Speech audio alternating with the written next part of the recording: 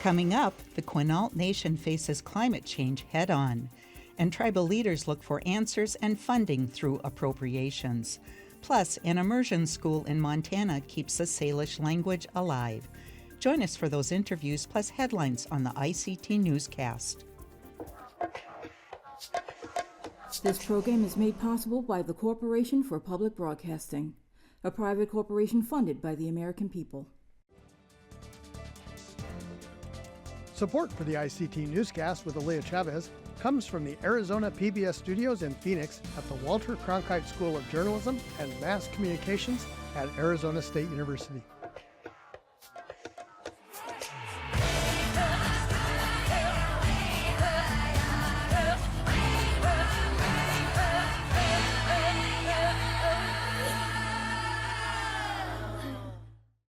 Hamitakiapi, Ampetu Washte.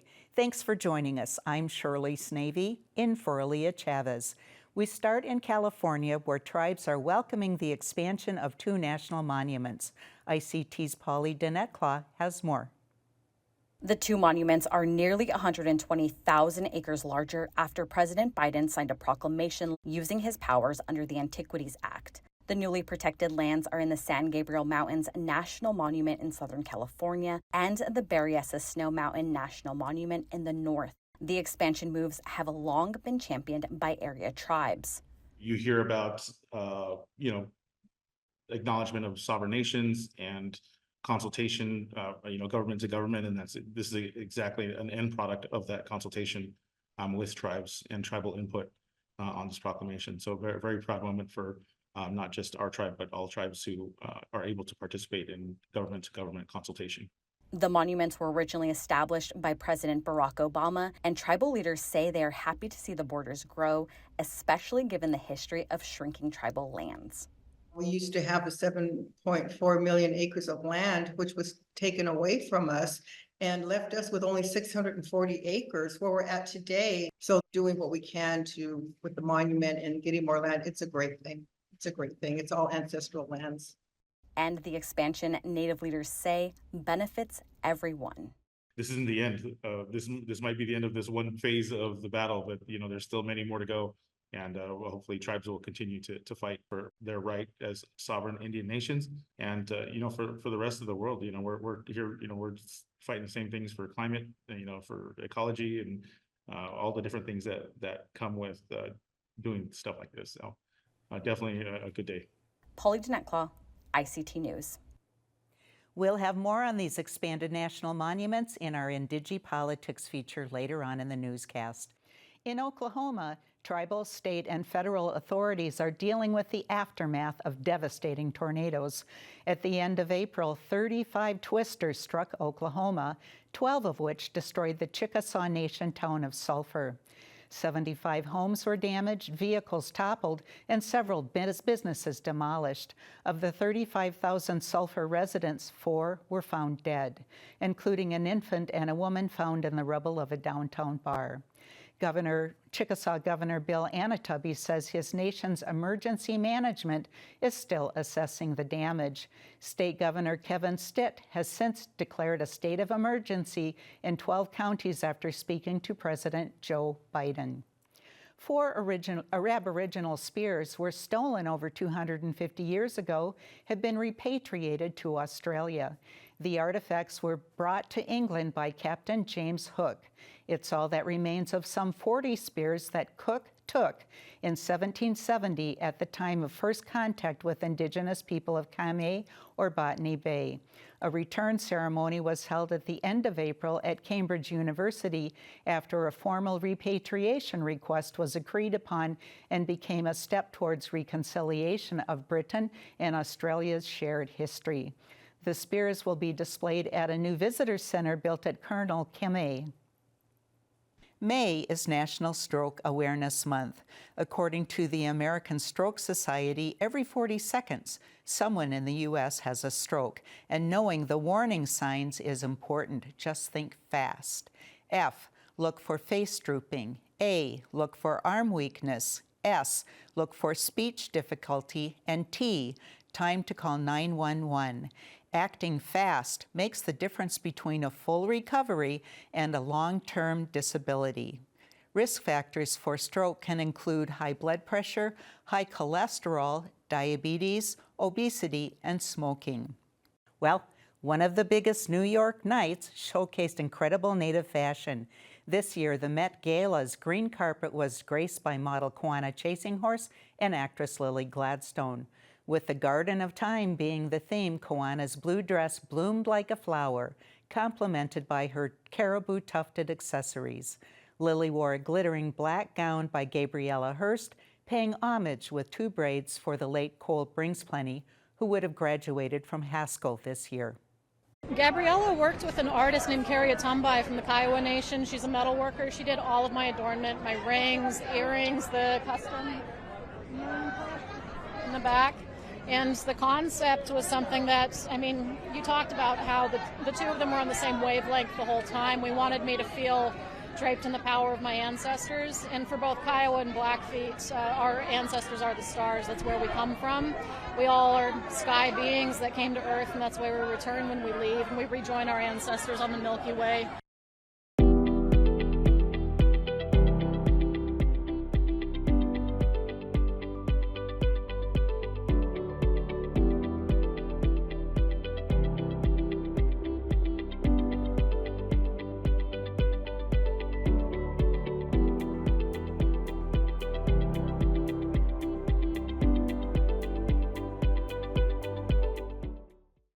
We go now to Washington State, where ICT has launched a 5-year project looking at the impact of climate change in tribal communities.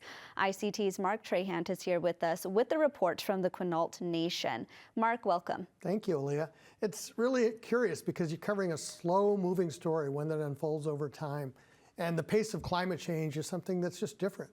And one way we want to illustrate that is to do it over time. And as part of that, on this journey, we're exploring the shifts affecting the Quinault Nation. I'm here in Taholah on the Quinault Indian Nation. Today the sea is calm, but the sea is also relentless. It keeps rising. The community of Taholah faces floods every year, and in 2021, people were evacuated. Plus there are king tides, the highest tide of the year, that pushes water back several streets.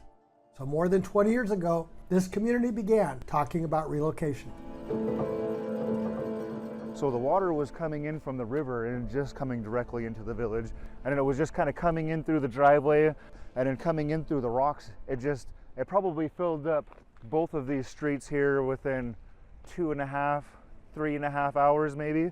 And then where we were standing now, we probably got up to, a little over 12 inches. What makes the Quinault story so powerful is that it's a window into our future. The idea that, like it or not, a changing climate will determine how we live, where we will live, what we will eat, and how much it's going to cost.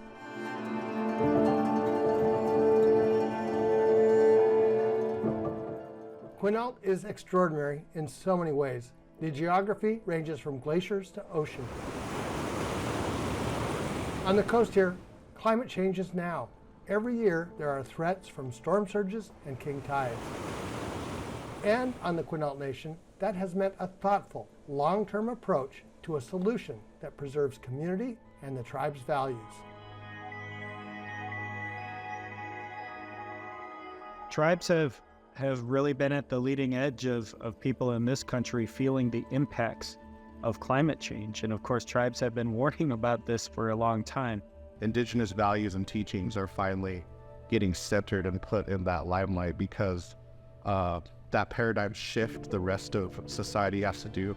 Indigenous and Native people are already doing that. And we know this, the floods from storm surges will increase over time. There you go.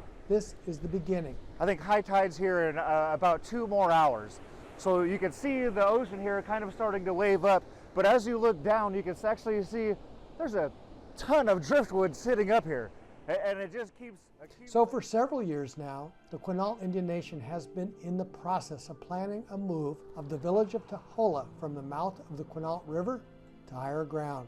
This process started more than 20 years ago, showing the firsthand complexity of how climate change impacts one community.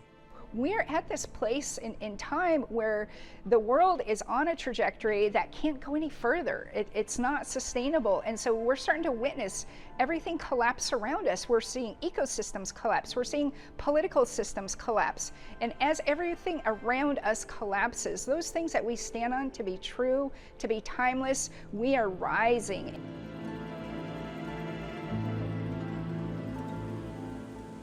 So we were trying to come up with a strategy to where we could get elders to be the very first part of the relocation, and rightfully it should be the ones that are most affected. So we recently just did win an award. There are immediate concerns. The next flood is only a storm away, and the homes that survive the last ones are sometimes infected with black mold and other health concerns. The new village is about a half-mile away on higher ground.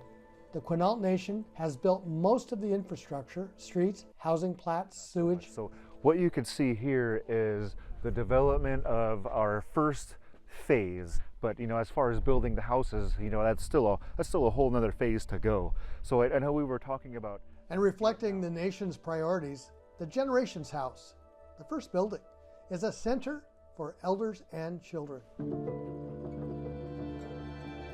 This was our most modern effort to relocate our most vital citizens. There are still many questions to be answered. What happens to an elder who has worked their whole life and paid off their mortgage, but because they live in a flood zone, they have to start all over again? How does that work?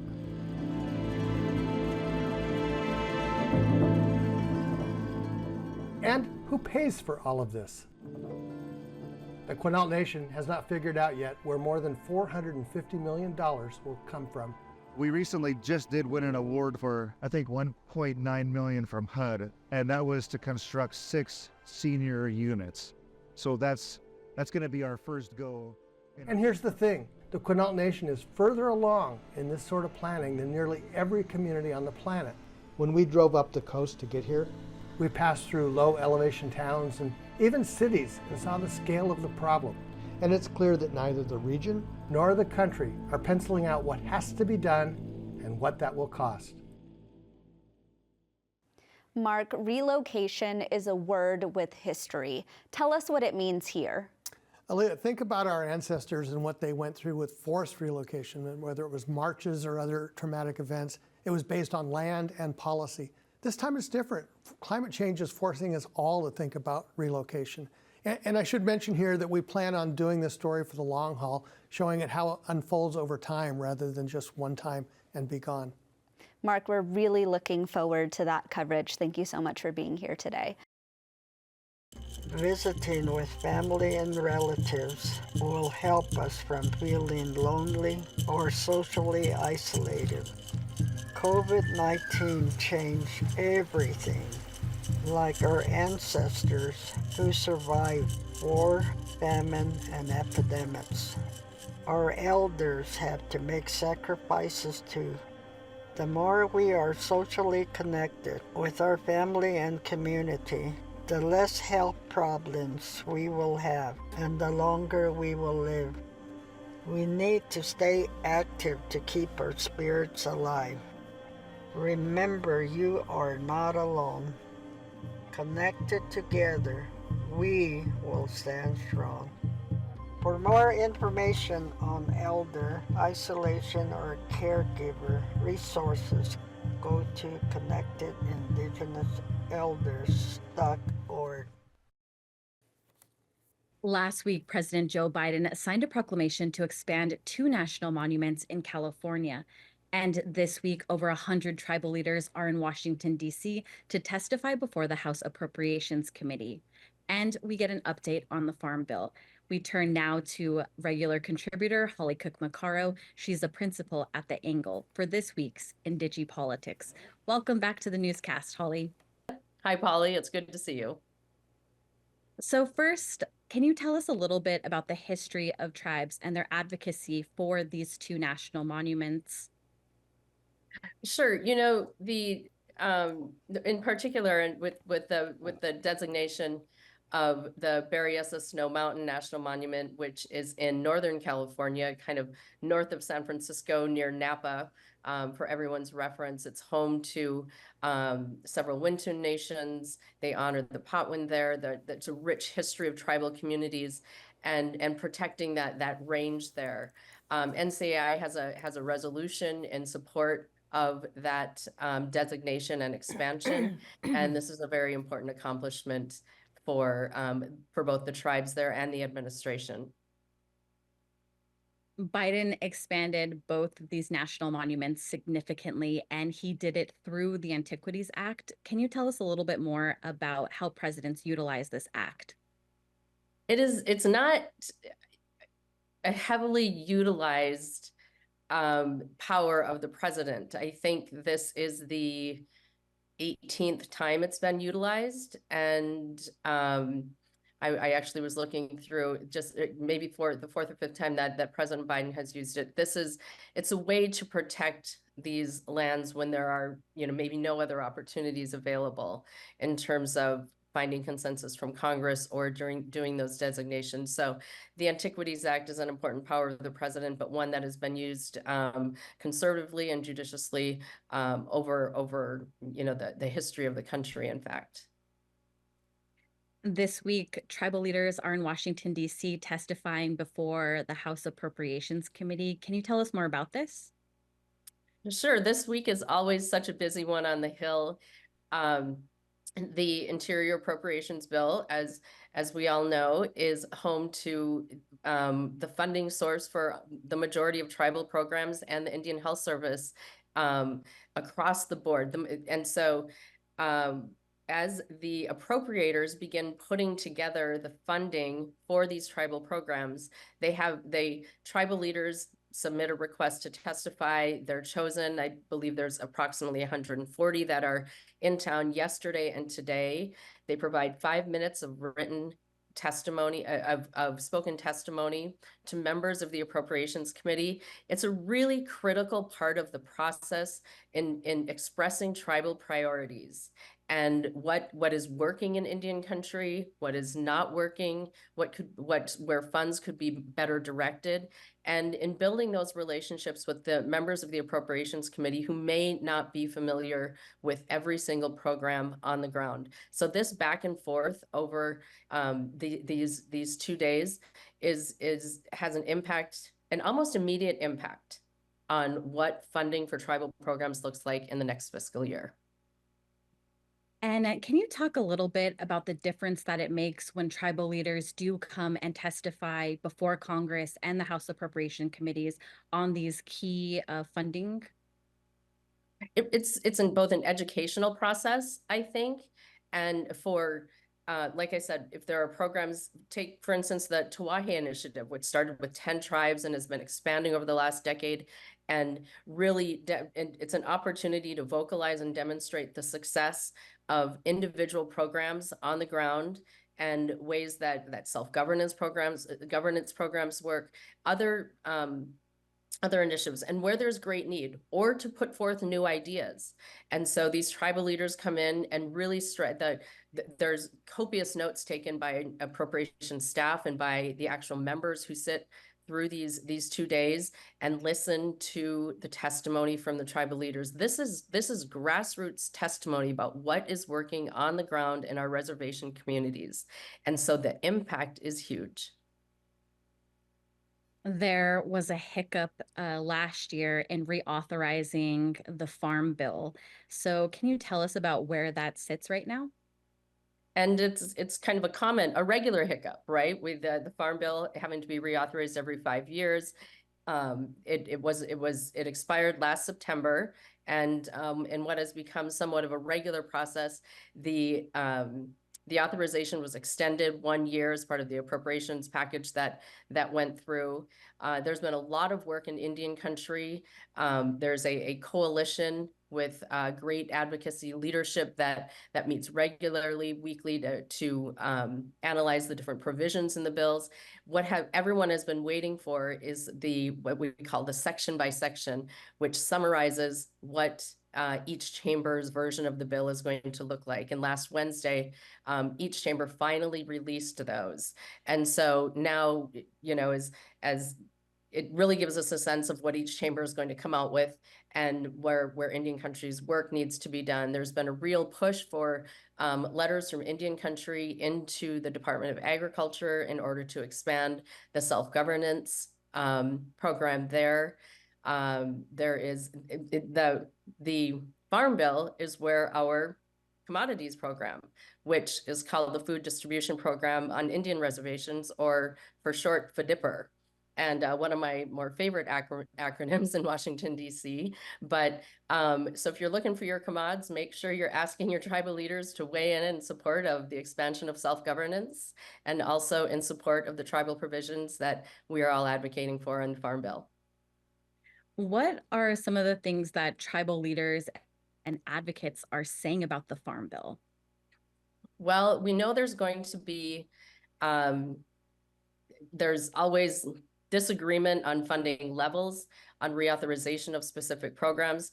Indian Country is not usually caught up in those. And as we often talk about, Indian Country issues are bipartisan. We usually have bipartisan support for these programs. And I expect that to proceed as well. We need to make our voices heard, like I said, on the expansion of self-governance and a few other initiatives that we can delve into the weeds to. I know you've covered this a few times already. What I don't expect to see and what is not happening right now is some of those larger policy issue riders that we've seen bog down some of these big bills. If that happens, I expect, and what intel I'm hearing is that would happen more towards the end of the consideration on a floor consideration. But right now, we finally see some movement on getting this done. It's a short calendar between now and the election, but with the release of the section by sections, everyone is hopeful that this reauthorization gets done by the end of the year. Well, that's all the time that we have. Holly, thank you so much for joining the newscast. Thank you, Polly. It's good to see you. Languages are among our most valued resources. Ensuring that they are preserved and taught is important in Indigenous communities and here at ICT. Today, we're continuing our language break segments, which features Native speakers from across Turtle Island, sharing their beautiful and bold words and phrases. This week, we bring you the Hawaiian language from Kuma Kaui Peralto and music from Kalani Pa'e. I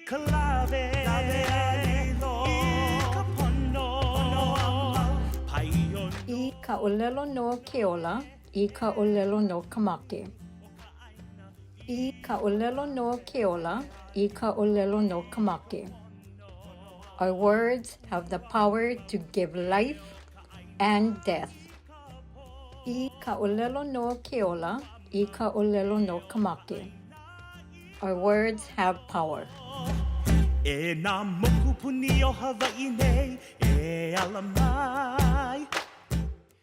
More than 2 decades, an immersion school in Montana has aimed to teach the endangered Salish language. Lindley Miskers reports the Inkusum Immersion School and brings elders and children together to breathe new life into an ancestral language. He spoke nothing but language to him. Language. He kept giving it to him, kept giving it to him. Inkusum started in Arley, Montana in 2002 as a place to teach and learn the Salish language on the Flathead Reservation. The language holds wisdom, it holds knowledge and an understanding of our worldview as Salish and Kudlispat people. We were put on here for a reason. One of the school's founders, Cheney Bell, says the language strengthens the community. It's a huge piece, it's all connected. Our language, our culture, who we are as a people, it's all interconnected. When you bring that language in, it makes it complete, it makes you whole. Inkusum accepts students as young as kindergartners. The staff says that starting the language lessons at a young age is vital to achieving fluency. The language, start to build here on this reservation. Flathead elder Stephen Smallsalmon has taught at the school for 21 years. He says the language can be incredibly challenging because of difficult pronunciations. And our languages are really a tough language. Like you say horse, you're talking from here, then it comes out. Nkusum often invites fluent Salish speakers to the school to teach games and lead field trips, but finding these speakers isn't always easy. You're really never fluent when it comes to learning languages and speaking languages. First-year teacher Laurencia Starblanket says teachers are trying to deliver the curriculum entirely in Salish, but even she finds herself falling back on English. Our biggest hardship is trying to bring as much language as we can, trying to make as many signs as we can. And we have to put a stop and say, you know, we're not speaking English like Chamiskeli Uwashi talk Indian. The staff at Nkusum would like to expand the school to include high schoolers. They say that in order to keep their language alive, they need to continually teach Salish to people of all ages. Reporting for the ICT Newscast from the homelands of the Salish, Kalispé, and Kasanka people, I'm Lily Meskers with the University of Montana School of Journalism. That's a slice of our Indigenous world. For all the latest, visit ictnews.org. From all of us in the newsroom, stay safe, my relatives.